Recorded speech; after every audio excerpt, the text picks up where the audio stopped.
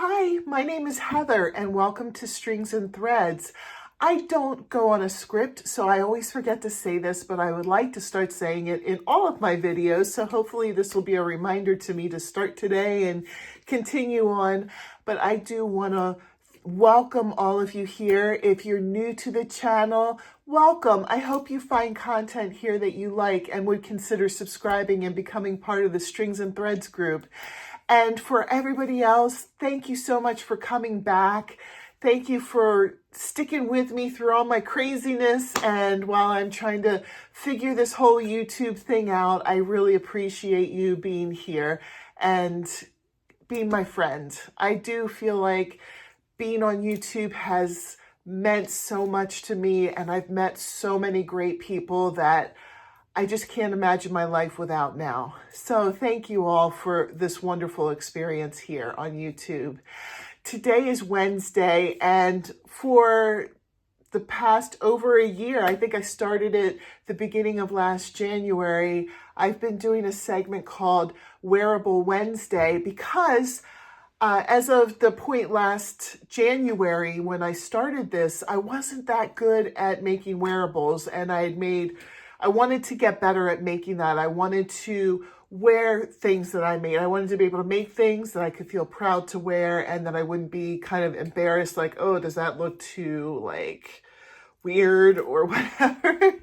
So I just practiced the whole year and it's been a wonderful experience. I just want to keep going with it.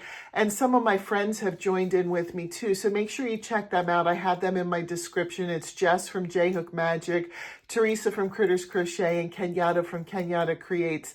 They decided they wanted to get better at wearables as well. And so they joined in with me. But throughout this whole year, even though I've had some that weren't that great, I've had, others that were really good.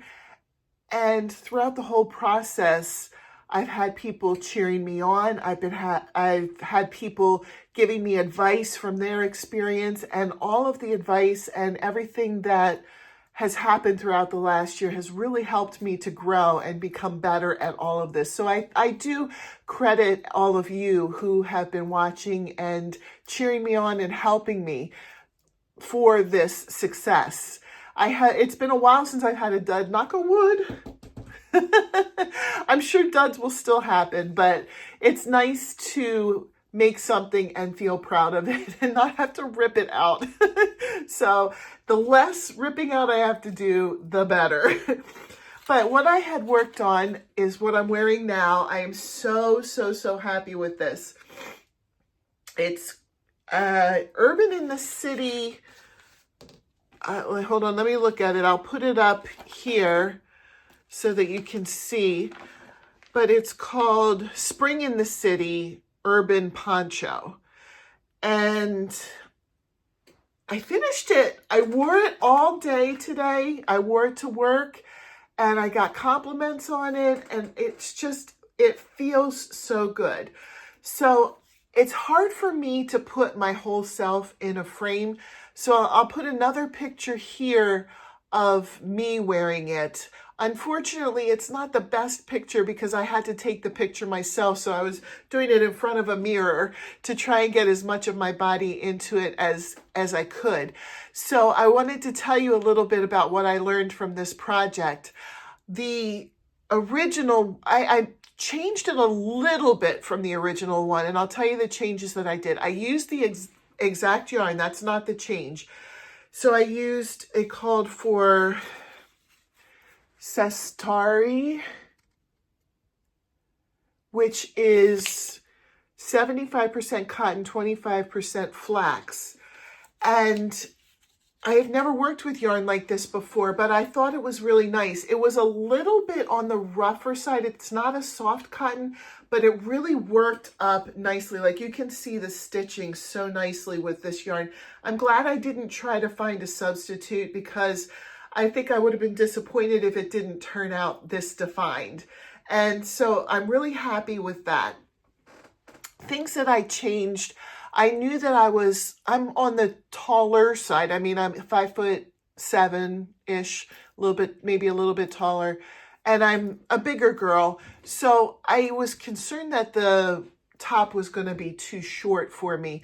And when I got to the point where they tell you to change color and start, you know, the last few rows, I didn't think it would be long enough, so I did one more repeat, not of the entire, it's basically a 5-row repeat, but you're doing the same pattern kind of for 10 rows. You do 5 and then you do the same pattern but offset.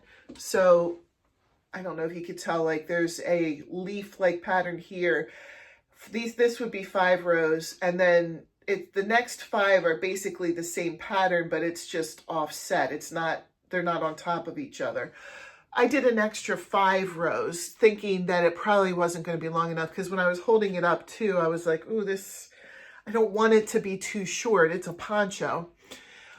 But it turns out that I really would not have needed to add those extra 5 rows. It's long.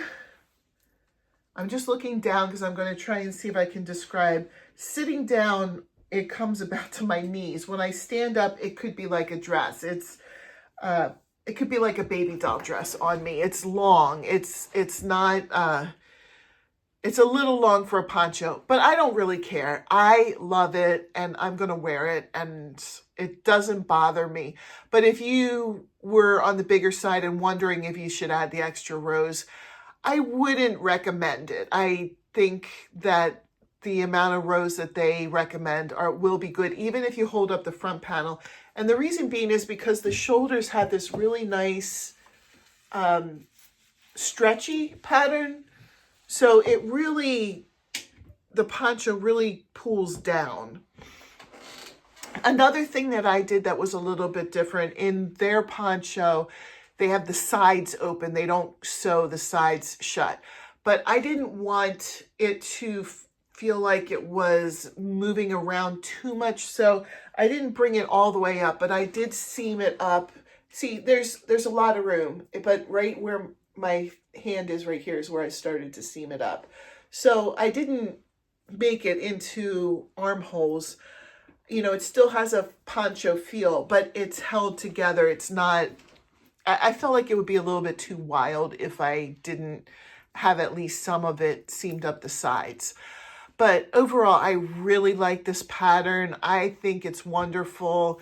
I don't know that I would need a second one. I probably wouldn't make a second one, but not because I didn't like it, but just because I would want to get the same yarn. The yarn was on the pricier side, and you know, I don't think I need a second one, but I do like the pattern. I would recommend it to anyone really who felt like they liked it. It was, I will put it up here. I'll put a picture up here of the name of it and who wrote it. I got it in a magazine. My mother-in-law found an older magazine from spring of 2017 called Interweave Crochet, and it was in that magazine. So I don't know if you could find that in a library or something, but my understanding is from my friend Tina that the pattern is available on Ravelry. I don't know how much it costs. She didn't tell me, but she did say she purchased it because she wanted to make it too. So I know that it is available, so you can, you know, search it up if you were interested. I don't have a link for it, but if you wanted to look it up, you can.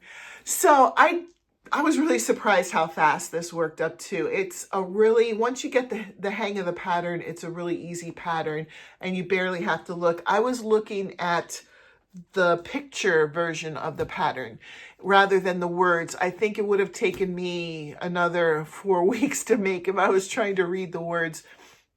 And I'm a pattern writer, so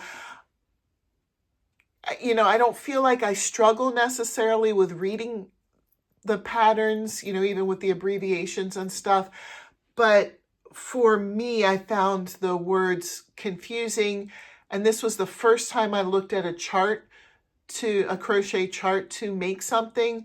But the crochet chart was a breeze, very easy to read. There were basically double crochets. I don't even think there was, I don't know that there were even any single crochets. It was a really easy way, really easy pattern to read on the chart. So I did that. I did it on the chart. But since I'm finished, now I'm looking for my next project, and I will talk about that next week. I do have something in mind, and I will talk about that next week. I hope everybody has a great week. Thank you for watching. Thank you for sticking with me to the end.